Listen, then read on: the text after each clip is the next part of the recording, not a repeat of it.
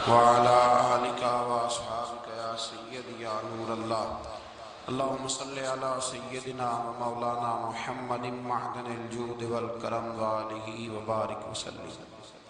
حمد و صلاۃ کے بعد عالم اسلام کی تاریخ کا بہت بڑا دن 17 رمضان مبارک،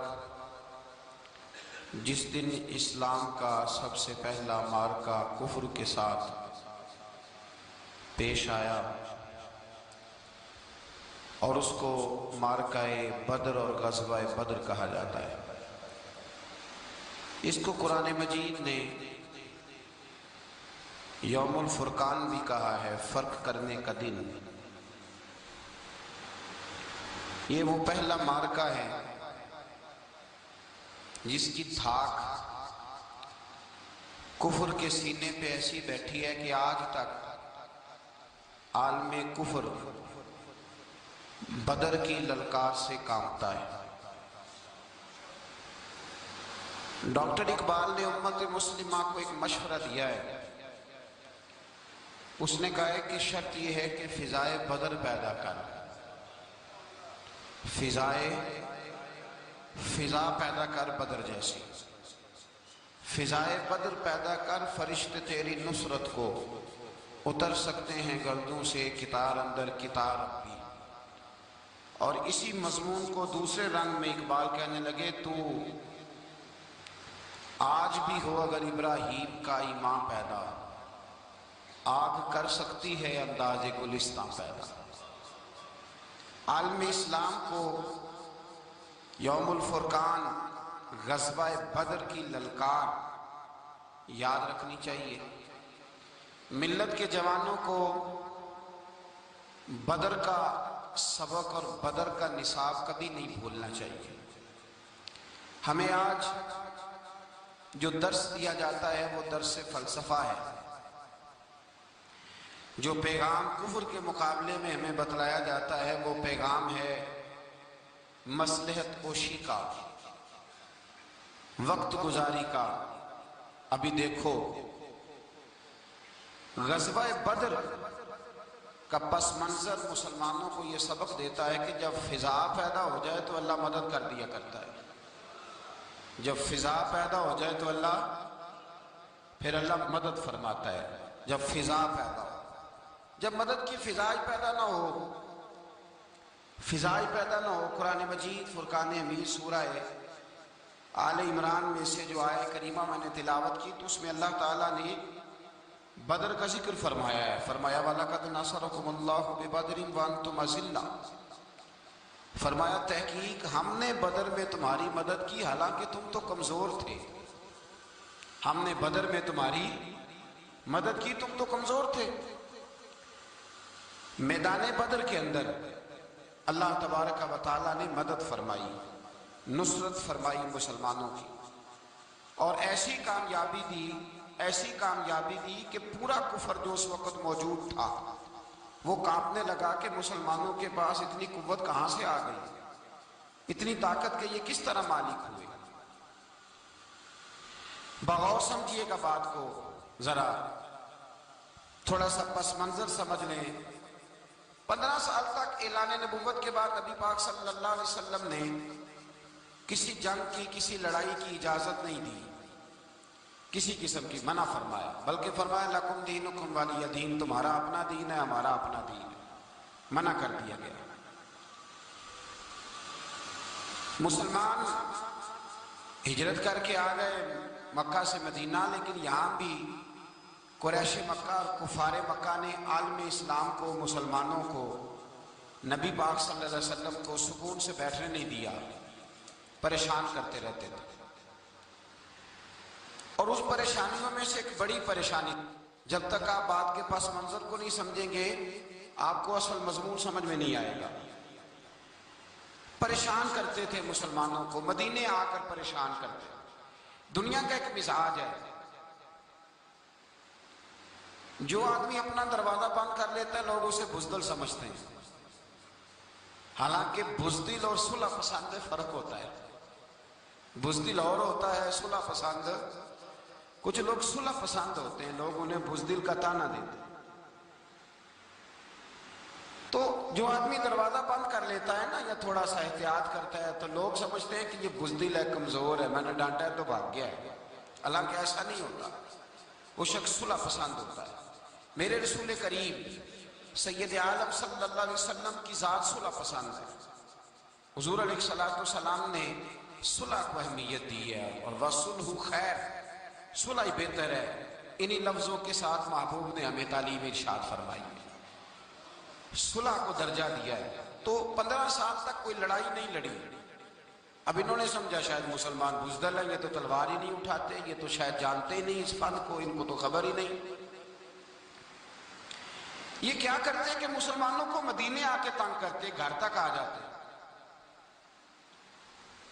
مکے کے قریش مدینے کے قریب آ کے مسلمانوں کو لوٹ کے لے جاتے۔ کئی دفعہ ایسا ہوا کہ انہوں نے آ کر کے یہاں سے بکریاں، اونٹ اور کئی اور چیزیں چوری کر کے لے گئے۔ تو مسلمان پریشان رہنے لگے۔ اللہ پاک نے طاقت دے دی، قوت دے دی مسلمانوں کو۔ حضرت عمر فاروق جیسے لوگ کلمہ پڑھ گئے، حضرت امیر حمزہ جیسے لوگ آ گئے، حضرت ابو عبیدہ بن جراح جیسے لوگ آ گئے، حضرت سیدنا سعد بن ابی وقاص جیسے دلیر اللہ نے عالم اسلام کو عطا فرمائے۔ قوت آ گئی۔ حرِّض المؤمنین علی القتال، محبوب اب تیار کرے مومنوں کو لڑائی کے لیے۔ ایک قافلہ آ رہا تھا، ابو سفیان مال لے کے ایک سفر پہ نکلا ہوا تھا، اس میں قریش کے سارے لوگوں کا مال تھا۔ اس زمانے میں بھی پارٹنر بن کے کاروبار ہوتا تھا، سارے مکے والے ایک بندے کوئی مال دے کے بھیج دیتے تھے، میرا بھی بیچ آنا، میرا بھی بیچ آنا۔ اور سال کے بعد ایک ہی جاتا تھا، سارے جا کے۔ عرب کے جاہل معاشرے کے اندر بھی دھوکہ کرنا اور جھوٹ بولنا عیب سمجھا جاتا تھا۔ لوگ کسی کے پیسے پر نظر نہیں رکھتے۔ یہاں معاذ اللہ لوگ کلمہ پڑھ کے اس بات کا خیال نہیں رکھتے کہ مال کس کا ہے اور ہم کس طرح سے اسے استعمال کرتے ہیں۔ تو ابو سفیان سب کا مال لے کے نکلے۔ جب یہ مدینے کے واپس آ رہے تھے نا، شام سے ہجرت کر کے مدینے کے پاس سے گزرنے لگے، تو اللہ کے رسول سید عالم علیہ السلام نے مسلمانوں سے کہا کہ چلو ہم بھی ان کا ایک قافلہ روک لیں، انہیں احساس دلائیں کہ تم ہمارے ساتھ زیادتی کرتے ہو تو بازو میں ہمارے بھی قوت ہے۔ اس ارادے کے ساتھ حضور نکلے۔ ابو سفیان بڑے تیز آدمی تھے، کسی نے خبر کر دی کہ وہ تو آ رہے ہیں تیرا قافلہ روکنے کے لیے۔ اب حضور سید عالم جب چلے مدینہ منورہ سے تو 313 لوگ حضور کے ساتھ تھے۔ کتنے جی؟ بولیے 313۔ تحقیق یہ ہے کہ 312 تھے۔ حضرت عثمان غنی کو شامل کیا گیا بدریوں میں، لیکن حضور انہیں چھوڑ گئے تھے، اس لیے کہ ان کی زوجہ اور نبی پاک کی پیاری صاحبزادی بڑی علیل تھی۔ فرمایا تو میری بیٹی کے لیے رہ جا۔ تو 313 لوگ حضور لے کے نکلے، 6 زرہیں، 8 تلواریں، چند گھوڑے۔ خود رسول پاک صلی اللہ علیہ وسلم جس گھوڑے پہ تھے، گھوڑا ایک تھا، سواریاں 3 تھیں۔ حضرت مولا علی بھی تھے، جناب زید بھی تھے، نبی پاک بھی تھے۔ فرمایا کبھی تو بیٹھے گا، کبھی علی بیٹھیں گے، کبھی زید بیٹھیں گے، کبھی میں بیٹھوں گا۔ جب حضور کی پیدل چلنے کی باری آتی تو حضرت زید عرض کرتے حضور نہیں آپ بیٹھ جائیں میں پیدل چلتا ہوں۔ حضرت علی کہتے حضور آپ بیٹھ جائیں میں پیدل چلتا ہوں۔ تو حضور فرماتے تمہیں ثواب کی زیادہ ضرورت ہے، مجھے بھی تو ضرورت ہے نا۔ تو رسول کائنات سید عالم صلی اللہ علیہ وسلم بھی پیدل چلتے، یہ تھوڑا سا سامان لے کے نکلے۔ ابو سفیان کو اطلاع ہو گئی کہ وہ تو آ رہے ہیں۔ ابو سفیان نے ایک آدمی کو دوڑایا۔ اس زمانے میں جب کوئی بری خبر دینی ہوتی تھی تو وہ آدمی اپنے کان میں سوراخ کرتا تھا، لہو نکال لیتا تھا۔ وہ جس آدمی کو بھیجا اس نے اپنے کانوں سے لہو نکالا، اپنے اونٹ کے کان کاٹ ڈالے، چیخے مارنے لگا، مکے والوں دوڑو، مسلمانوں نے تمہارا قافلہ لوٹ لیا ہے، بھاگو۔ اب وہ تو پہلے دلیر تھے کہ یہ ہم سے چھپتے پھرتے ہیں شاید معاذ اللہ۔ انہوں نے کیا کیا کہ 1000 کا لشکر، ہر آدمی کے پاس گھوڑا، ہر آدمی کے پاس تلوار، نیزہ، سارے عتبہ، عتیبہ، شیبہ، ابو البختری، امیہ بن خلف، ابو جہل، سارے اکٹھے ہو کے آئے اور نکلے میدان بدر کی جانب۔ ادھر ابو سفیان اس آدمی کو بھیج کے تو دریا کے رستے، رستہ ہی بدل گیا، مدینے کے رستے آیا ہی نہیں۔ خود بچ گیا، اور جب بچ کے نکلا نا تو اس نے ایک آدمی بھیجا کہ قافلہ محفوظ ہو گیا ہے، تم لوگ فکر نہ کرو۔ اس نے جا کے پیغام دیا ابو جہل کو کہ ابو سفیان کہتا ہے میں بچ گیا ہوں، مجھے کوئی خطرہ نہیں، اب تم لوگ کسی قسم کی تکلیف نہ کرو، تکلف نہ کرو، واپس چلے جاؤ۔ ابو جہل کہنے لگا نہیں، اب تو ہم واپس نہیں جائیں گے، اب تو ہم ان کا کچھ کر کے ہی جائیں گے۔ سمجھ آ رہی ہے میری بات؟ پس منظر سمجھ میں آ رہا ہے؟ اب نہیں واپس جانا، نکلے ہیں تو کچھ کریں گے۔ اب جب میدان کے اندر آنے کے لیے تیاری ہو رہی ہے، ادھر سے پتہ چل گیا، نبی پاک صلی اللہ علیہ وسلم کو اطلاع ہوئی کہ ابو سفیان تو اپنا لشکر بچا کے، قافلہ بچا کے لے گئے ہیں، لیکن قریش بضد ہیں آنے کے لیے۔ نبی پاک صلی اللہ علیہ وسلم نے ایک جگہ پہ تمام مسلمانوں کو جمع کیا۔ یہ بات قابل غور ہے۔ حضور نے فرمایا بھی 1000 کا لشکر اسلحے سے لیس ہو کے آ رہا ہے، تم 313 ہو، تمہارا ارادہ کیا ہے؟ نہ تمہارے پاس زرہیں ہیں، نہ تلواریں ہیں، نہ تمہارے پاس نیزہ ہے، نہ تیر ہے، کیا کرنا ہے؟ صحابہ کرام علیہم رضوان فرماتے ہیں جب نبی پاک صلی اللہ تعالی علیہ وسلم نے مشورہ لیا نا تو سب سے پہلے جو شخصیت اٹھی وہ حضرت ابوبکر صدیق کی ذات تھی۔ جناب صدیق اکبر اٹھے، عرض کرنے لگے محبوبہ بات ہی کوئی نہیں، آپ حکم کریں، ہم تو بڑی دیر سے تیار بیٹھے۔ حضرت عمر کہنے لگے حضور میں تو تھک گیا ہوں انتظار کر کر کے۔ اور شیر خدا مولا کائنات علی المرتضیٰ رضی اللہ تعالیٰ عنہ کہنے لگے محبوبہ زنگ لگ گیا میری تلوار کو، زنگ لگ گیا، کوئی موقع ملے دیواریں ہلتی رہتی ہیں اور در کانپ جاتا ہے، علی کا نام سن کے اب بھی خیبر کانپ جاتا ہے۔ فرمایا حضور زنگ لگ گیا، مہربانی کریں، جلدی کریں، ہم تو تیار بیٹھے۔ حضور نے پھر توجہ کی، نبی پاک صلی اللہ تعالیٰ علیہ وسلم نے پھر توجہ کی، تو یہ تو سارے وہ بول رہے ہیں جو میرے ساتھ مکے سے آئے ہوئے ہیں، مدینے والے بھی تو بولے نا۔ تو مدینے والوں میں سے حضرت مقداد اٹھے، حضرت مقداد رضی اللہ تعالیٰ عنہ، اور اٹھ کے عرض کرنے لگے یا رسول اللہ آپ کا اشارہ ہماری جانب ہے؟ حضور نے فرمایا ہاں تمہاری جانب ہے۔ تو کیا خوبصورت جواب ہے، اور کیا انداز تکلم ہے، اور کیا گفتگو میں حسن ہے، اور کیا پس منظر ہے، اور کیا دلیل ہے، اور کیا تاریخ کا مطالعہ ہے۔ حضرت مقداد کہنے لگے یا رسول اللہ ہم کوئی حضرت موسیٰ علیہ السلام کی قوم نہیں کہ آپ سے کہیں گے آپ لڑے یا آپ کا خدا لڑے۔ یا رسول اللہ ہم خشکیوں میں بھی لڑیں گے، دریاؤں میں بھی لڑیں گے، ہم خشکیوں دشت تو دشت ہیں، صحرا بھی نہ چھوڑے ہم نے، اور بحر ظلمات میں دوڑا دیے گھوڑے ہم نے۔ کہا حضور ہم وہ نہیں ہیں کہ جو آپ سے کہیں گے آپ لڑے اور آپ کا خدا لڑے، ہم تو تیار ہیں، آپ جلدی کریں۔ پھر حضرت سعد اٹھے، سعد بن عبادہ رضی اللہ تعالیٰ عنہ اٹھے اور کیا خوبصورت عرض کیا، کہا یا رسول اللہ کس سے لڑنا ہے؟ حضور بولیے ذرا یا رسول اللہ۔ حضور نے فرمایا قریش مکہ سے۔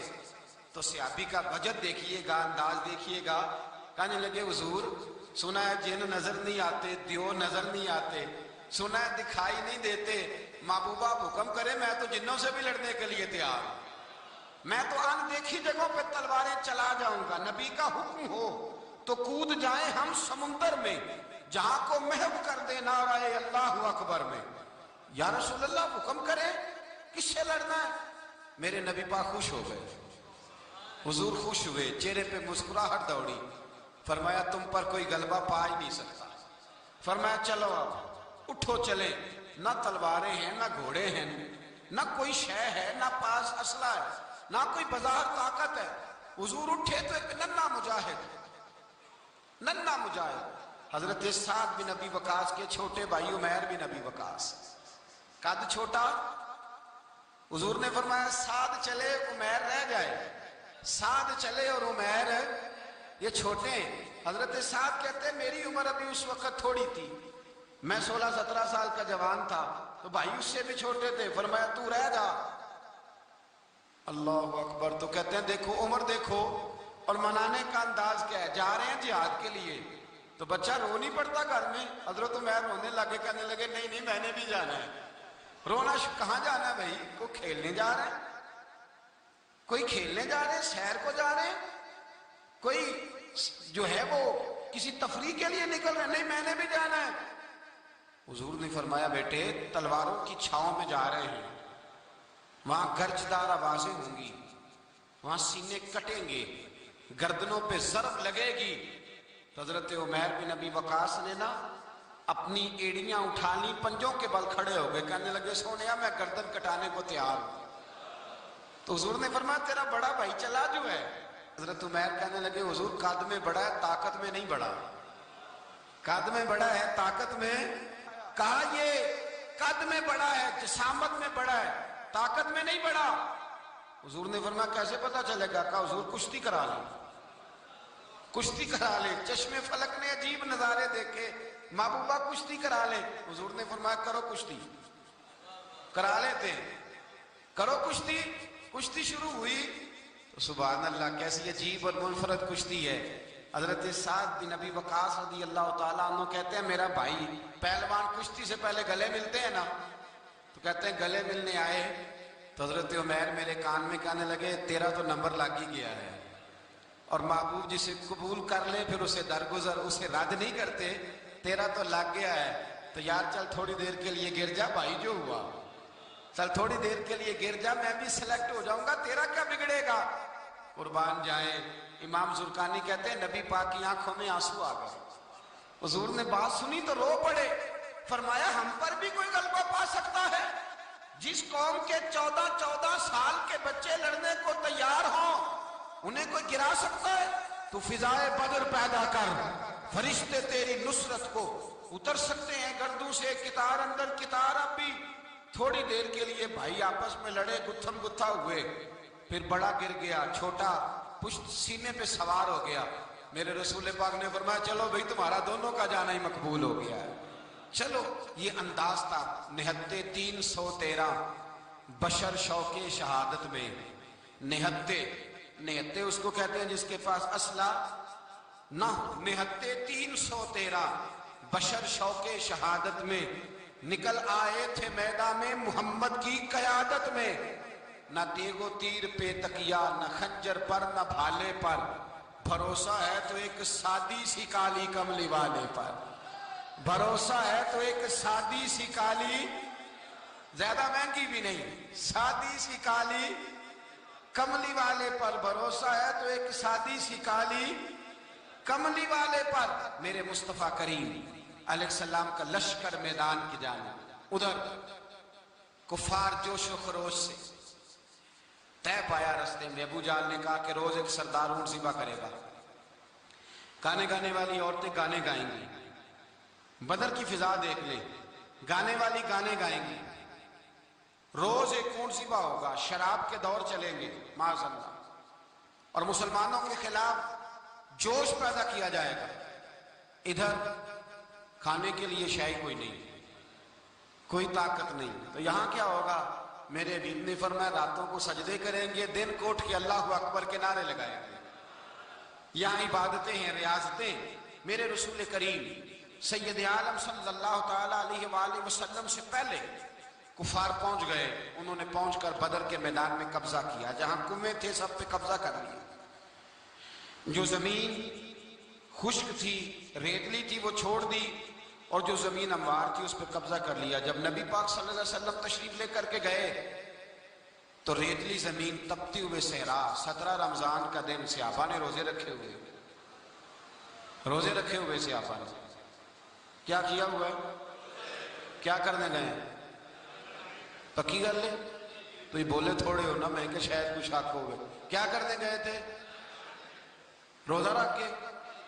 اللہ خیر ہی کرے، ہمارے یہاں تو روز نیا بہانہ آتا ہے، کہتے میں کام تے جانا، میرا تو نہیں نہ بہانا، روز نیا بہانہ ہے، کہتے نہیں میں تو مزدور آدمی ہوں۔ کس طرح کی بات کرتے ہو؟ اللہ نے فرض کیا ہے تو اس کا مطلب ہے کہ گزارا ہو سکتا ہے، چل سکتا ہے، تبھی تو فرض کیا ہے۔ حضور نے فرمایا روزے کھول دو بھائی، پر کون کھولے؟ کوئی نہیں تیار۔ اب اللہ کے رسول نے خود گھوڑے کے اوپر بیٹھ کر کھجور کھائی دوپہر کے وقت، جب حضور نے کھولا تو تب سب نے کھولا۔ 17 رمضان نبی پاک صلی اللہ علیہ وسلم کے آنے سے پہلے انہوں نے کنووں پہ بھی قبضہ کر لیا، ہموار زمین، حضور آئے تو ریتلی زمین ملی، وہیں صحابہ نے ڈیرے لگائے، اب پانی کوئی نہیں، کوئی شے نہیں، تپتا ہوا صحرا، اوپر سے سورج گرمی برسا رہا ہے۔ حفیظ جلندری کہتے ہیں کہ زمین دعا مانگنے لگ گئی، زمین دعا مانگنے لگی، زمین کہنے لگی خدا بندہ مہربانی فرما، تیرے رسول آئے ہیں تو اب ذرا مجھے ٹھنڈا نہیں کر دیتا۔ حفیظ جلندری کا نظریہ ہے، وہ کہتے ہیں زمین دعا مانگنے لگی، زمین کہنے لگی مولا تیرے حبیب کے قدم جب میری اس خاک پہ آئے، الہی حکم دے سورج کو اب نہ آگ برسائے۔ زمین کہتی ہے تیرے حبیب کے قدم جب میری اس خاک پہ آئے، الہی حکم دے سورج کو اب نہ آگ برسائے، میرے دامن سے گر ان کو ہوائے گرم آئے گی تو مجھ کو رحمت للعالمین سے شرم آئے گی، میرے دامن سے گر ان کو ہوائے گرم آئے گی تو مجھ کو رحمت للعالمین سے۔ زمین کہنے لگی مجھے شرم آئے گی کہ محبوب آئے ہیں اور میں یا اللہ مہربانی کر۔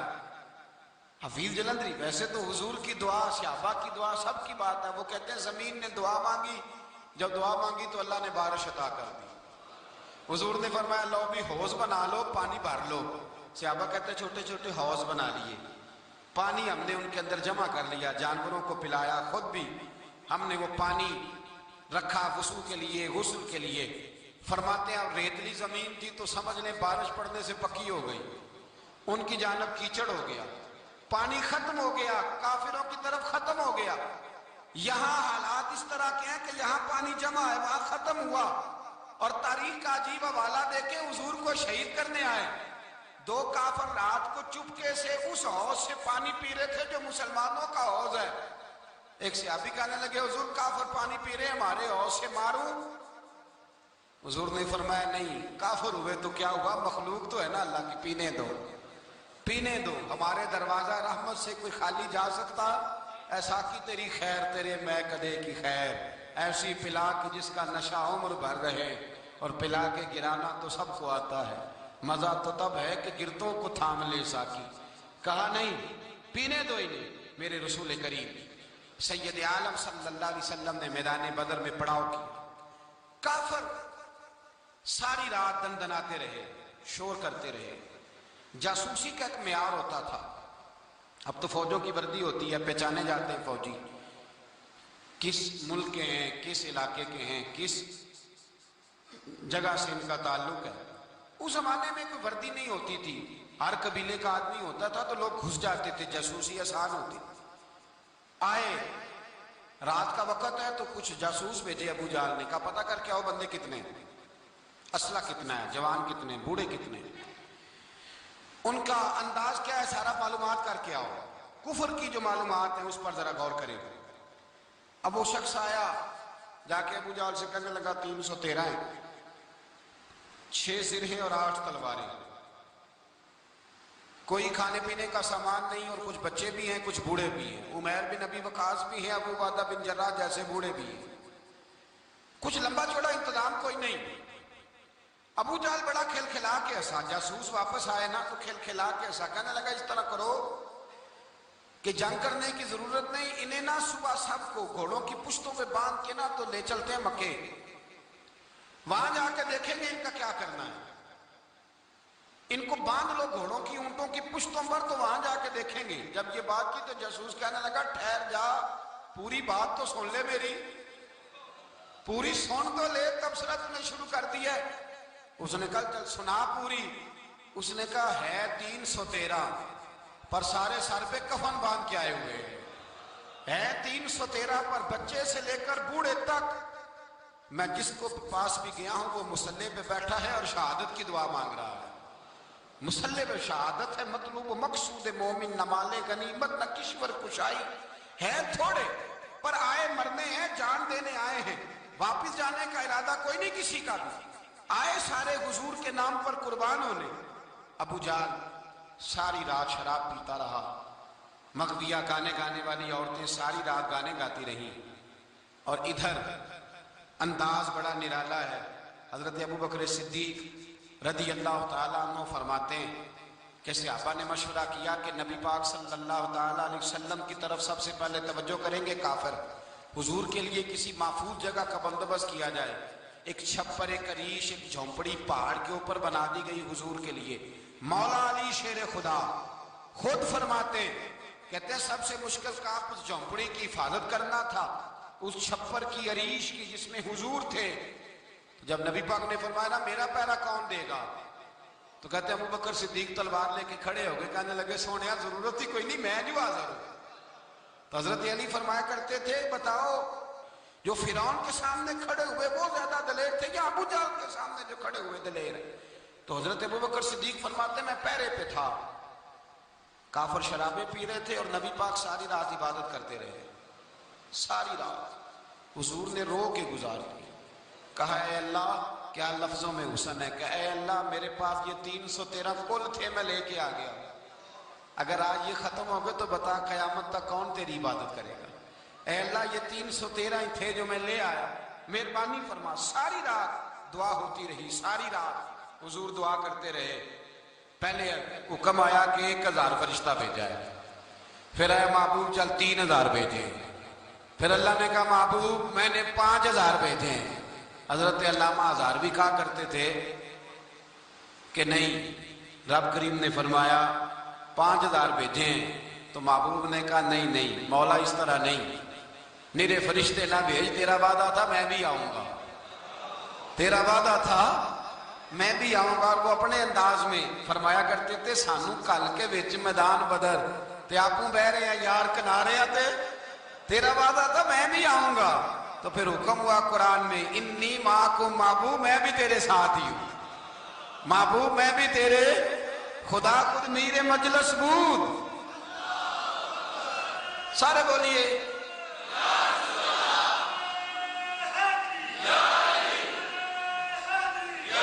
بھئی آج تو دن ہے نا نعرے لگانے کا، یوم البدر منا رہے ہیں، تو آج تو ٹھنڈا ٹھنڈا نعرہ نہ لگائیں، میں نے اپیل کی تھی کہ نعرہ تحقیق بھی لگایا کریں۔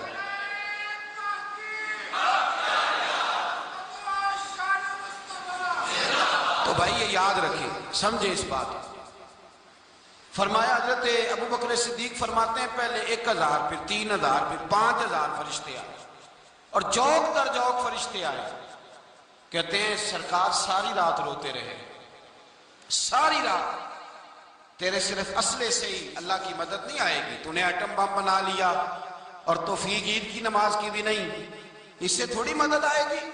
میرے مصطفیٰ کریم سید عالم صلی اللہ علیہ وسلم نے فرمایا امت کو درس دیا، اسلحہ بھی جمع کرنا، طاقت بھی اکٹھی کرنا، صفیں بھی بنانا، اپنے اندر اتحاد بھی پیدا کرنا، لیکن اگر تم نے کفر پر غلبہ حاصل کرنا ہے تو اس کے لیے خدائی مدد کی ضرورت ہوگی۔ اگر تم سے اللہ کی مدد روٹ گئی تو جتنے مرضی اسلحے جمع کرتے پھرو، جتنی مرضی طاقتیں اکٹھی کرتے پھرو، پھر جس قدر مرضی تم ایٹم بم بناتے پھرو، جب خدائی مدد ہی تمہارے ساتھ نہیں تو کیسے نظام چلے گا؟ تو حضرت ابو بکر صدیق فرماتے ہیں ساری رات، حتیٰ کہ میں بے چین ہو گیا، حضور سجدے میں تھے تو میں حضور کے اوپر لیٹ گیا، میں نے کہا محبوب باس کرے، اٹھ کے دیکھے تو صحیح میرے اللہ نے کتنی مدد نازل فرما دی ہے۔ صبح رسول پاک تشریف لائے، صحیح مسلم، ابو داؤد، کتابوں کے نام یاد رہیں گے۔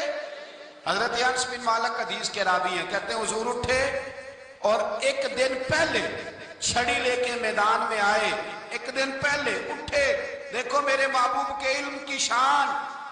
میرے اعلیٰ حضرت فرماتے ہیں اور کوئی غیب تم سے نہا ہو بھلا جب خدا ہی نہ چھپا رہا، اور کوئی غیب تم سے نہا ہو بھلا جب خدا ہی نہ چھپا رہا، تم پر کروڑوں درود۔ اور ہمارے ایک شیخ تھے علامہ تحسین رضا صاحب رحمۃ اللہ علیہ، ان کا بڑا خوبصورت شعر ہے، وہ فرمایا کرتے تھے علم غیب رسول کے منکر اس حقیقت کو بھول جاتے ہیں، غیب مانا کہ راز ہے لیکن راز اپنوں سے کب چھپاتے ہیں، راز مانا، غیب مانا کہ راز ہے لیکن راز اپنوں سے کب چھپاتے ہیں۔